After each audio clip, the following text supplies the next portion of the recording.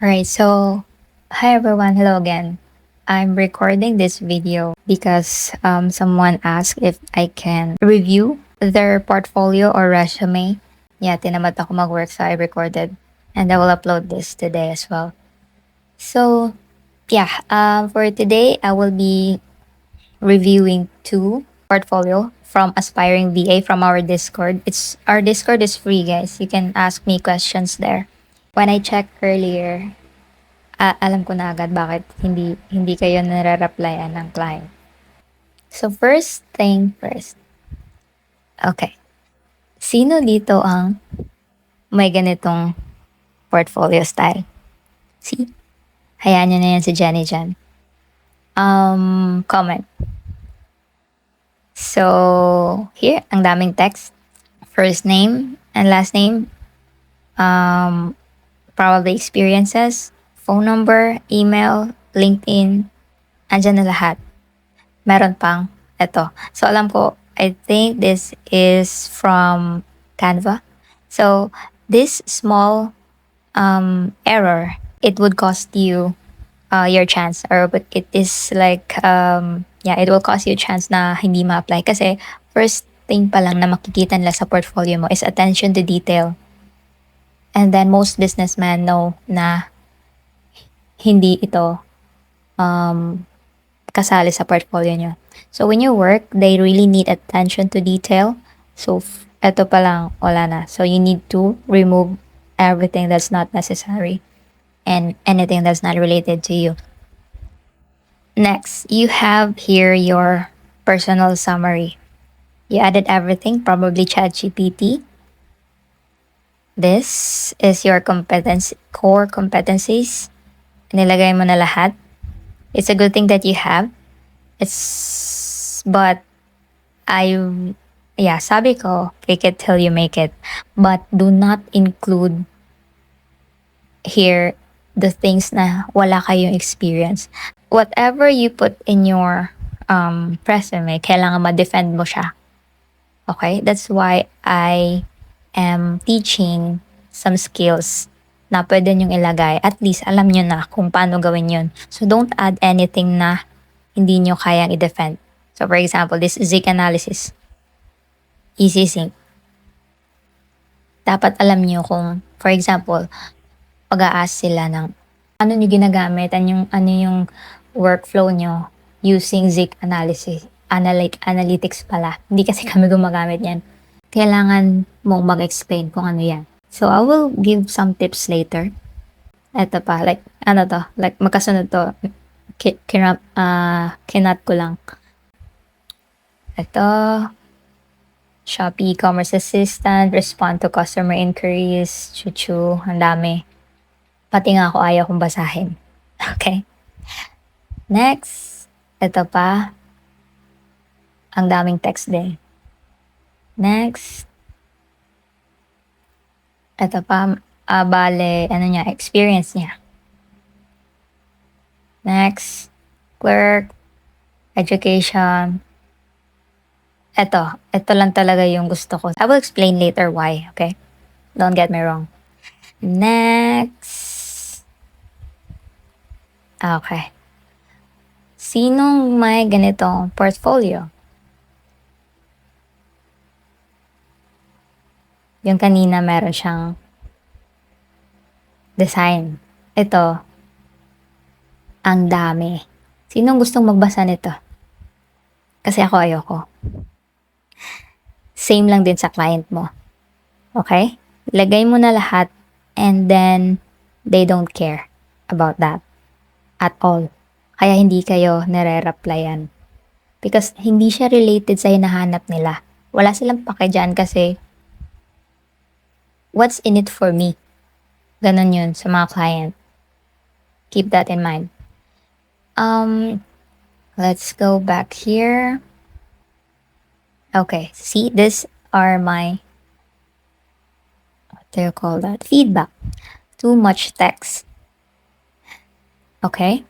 Ang daming text, hindi like sinabi ko sa paggawa ng copywriting sa product listing. People don't read, guys. Lalo na yung mga client kasi yung mga businessman kasi busy sila. Okay? Keep that in mind. Only give them what they need.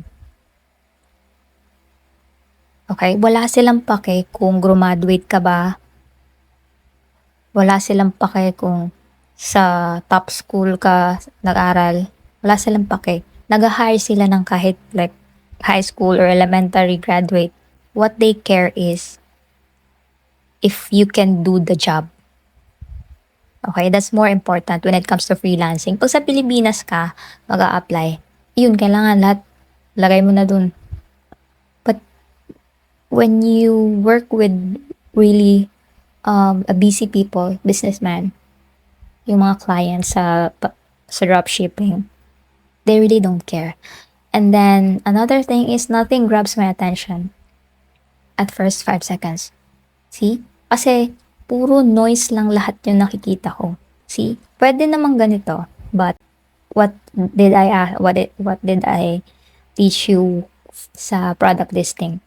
I-bold nyo yung text na gusto nyong i-highlight.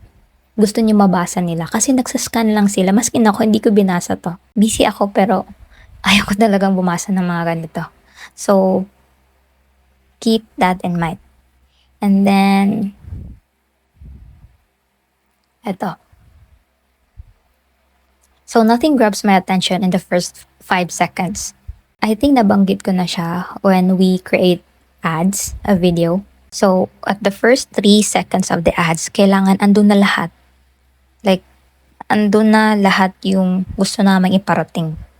Transformation, we will like, isi-squeeze namin dun sa 3 seconds yung gusto naming mapaabot namin sa client namin or sa gusto naming buyer.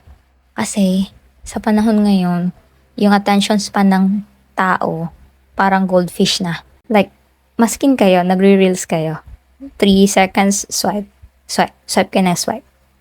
So, you need to catch attention, even sa portfolio nyo. So, yung tinuturo ko sa copywriting, hindi lang yun sa product listing. Applicable siya sa lahat. So, what I want you to do, yung dalawa, if you saw this, probably, I want you to update this. Hindi ko muna kayo tuturuan, but kung anong dapat structure, kasi wala akong structure. Okay? I'll show you later. Yeah, so, ito din. I still don't know what this person specializes in. Kasi ang dami niyong nilalagay. See? Ang dami. So, ano bang, yan din yung, don't be a jack of all trades, but master of none. You need to have a niche na specialty kayo dyan. Like, specialty, expert kayo dyan. Para whenever, for example, kailangan ko ng product lister. Tapos, nag-stand out siya kasi expert siya. So, syempre, dun ako sa kanya. Kasi expert siya. Okay? Hope that makes sense. And eto, client scans resumes in 10 to 20 seconds. Ito yung sinabi ko kanina lang. If they have to read paragraphs to understand you, you've already lost them. Kasi nga busy sila. Bakit kayo ba? Binabasa niyo ba to? Or ChatGPT lang din? Okay. So, this is I just checked it actually now. So, ito yung online jobs ko. So, I have like 113 messages. So, why I get this ang iba niyan, and I think 2023 ako last nag-apply. And most of them, like mga recent, they are DMs. Sila na yung nagdi-DM sa akin. So, why I get this client responses or DM? Because I gave them value. Ito yung palagi ko na sinasabi yung sa may product listing ko. Gave them value. Gave them the benefits. What's in it for them para i-hire ka. Kaya nga tinatanong lagi yan sa interview, maskin sa Pinas, why should I hire you? So, sa resume Sa portfolio or resume mo, answer that why. Okay? Like sa first 3 seconds, answer their why. 3 seconds. Oo nga. Kasi headline pa lang ina-answer ko, like, di ba may subject line yun? Yung mag-a-apply ka. Sa subject line pa lang, andun na yung reason kung bakit nila ako dapat i-hire or bakit nila ako dapat replyan. Okay? So, I show them what they need. Kasi, hindi nila kailangan to. Hindi nila kailangan yan. Hindi naman siya related sa work na kailangan nila. Or, yeah, oh. So, show them what they need. And on Saturday, I plan to do live. Hopefully, mag-work. Kasi hindi ko alam if may audio yung Mac ko. But what if hindi, we will do Zoom call or meeting, and then I will upload sa YouTube para sa ibang di nakasali. Na lang. And again, you don't need a fancy portfolio. Ako kasi text lang, hindi na ako nagsasend ng portfolio, maskin dati. So I'll show you. So, ito na. So, it's real, guys. I have 113. And then, ito, 2020 palas. Puro to mga unread. So, ayan. Sila na yung nag-chat niyan. Last kong un-apply is ito. Sabi ko, Shopify expert ako. All around VA ako. Ayan. So, that's one reason that they can hire me because I'm an expert in this field. Okay? Paano pag hindi pa kayo expert? Nagsa-start pa lang kayo. Okay? That's why I'm here to teach you. And then, pag hindi ako nag-upload, you need to practice. Show up every day. Kahit 2 hours lang, gumawa kayo if wala kayong Shopify kasi nauubos siya, nag-expire siya. Kahit sa, sa Google Docs lang. Mag-practice kayo magsulat ng copy. Huwag kayong umasa sa ChatGPT. You still need, may workshop ako kanina. It's about AI, copywriting pa din, na pinashare ko sa team namin. AI is good, but make it an assistant. Ikaw pa rin yung masusunod. So, you still need human decision. You don't need to be an expert actually para mag-apply kayo. You need skill. You need to learn how to do it and then implement. So, you need skill tapos show up kayo. Gumawa kayo ng copy, gumawa kayo ng product, mag-product research kayo. Mag-practice kayo ng mga script para sa customer service. Ganun. Kasi hindi ka magiging expert kapag hindi ka na-practice. Mahahasa yung skills mo pag may client ka na. So, you need to apply. So, next week, you need to apply. Start na. So, your goal is not to get hired. Bonus na yun. Your goal is to practice talking to client. Okay lang kahit hindi kayo ma-hire sa unang interview nyo. But at least sa pangalawa, confident na kayo kasi alam nyo. Like, dapat same niche lang din. For example, customer service yung in-applyan mo. Customer service lang din yung applyan mo sa susunod.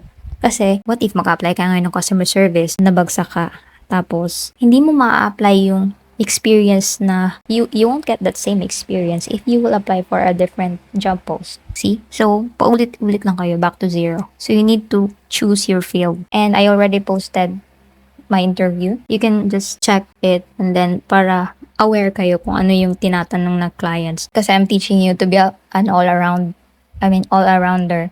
So, yeah, yun lang. So, see you on Saturday.